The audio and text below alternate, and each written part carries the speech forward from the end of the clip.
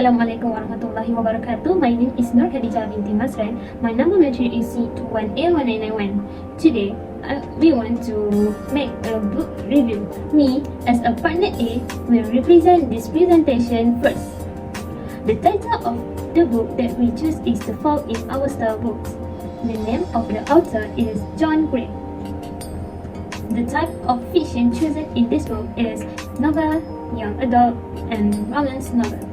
The number of the pages of this book is 313 pages. The year of the publication of this book is 10 January 2012.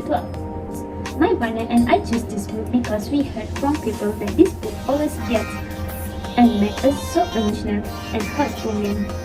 The author of John Gray has done a great job of portraying Hazel's life so memorizingly. Sometimes we wish to read this book for the first time again and experience the emotional roller coaster again for the first time.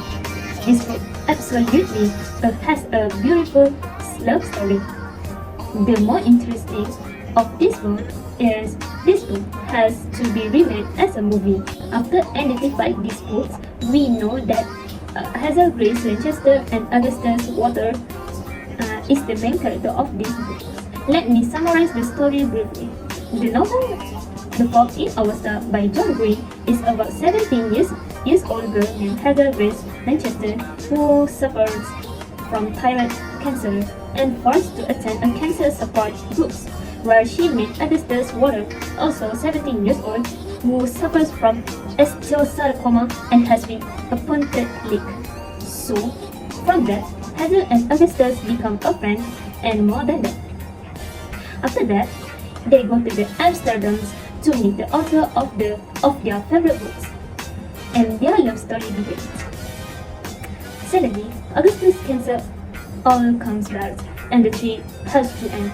Augustus falls sick very quickly, and they return to Indianapolis, but sadly, Augustus dies in hospital. The main theme of The Fault in Our Star is the insensitivity of the world. A phrase that is repeated continuously throughout the novel is that the world is not a wish-granting factory. The things that human beings want to come true often do not, and completely different from one's fantasy. A lot of examples of this are evident throughout the novel.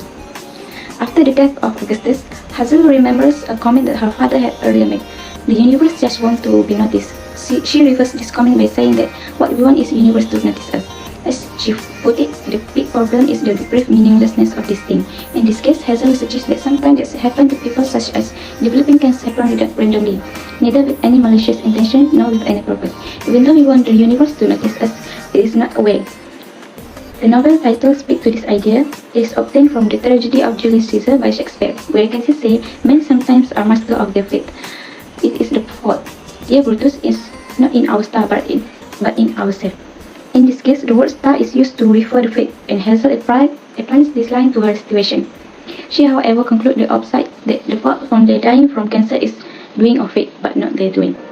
At the beginning of the novel, Hazel obsesses over the impact of death, which isn't far off, will hurt anyone close to her. It makes her, as she puts it, a grenade.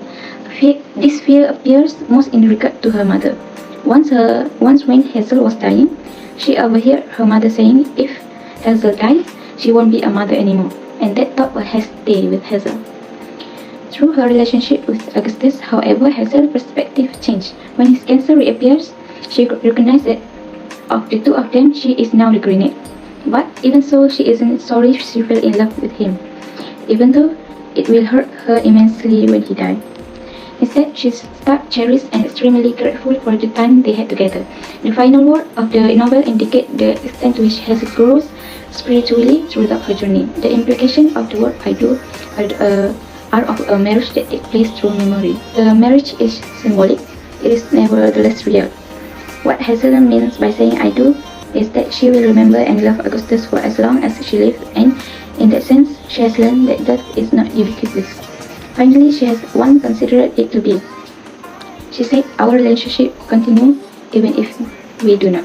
I would recommend this book if you really like the sad ending story.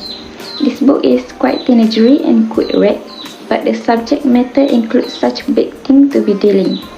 I love when a book surprises you, not because it literally gives no clues, to what may happen, but because it causes you to get absorbed in the story that you ignore step clues. I think I cry at least a little time every time I pick up this book.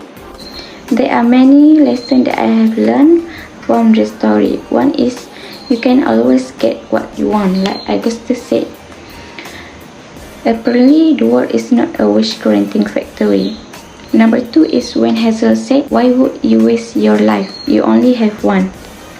That we must appreciate the small moment, make the best of our day and not strive to avoid heartbreak, but rather try to make choices that are worth the inevitable breaking.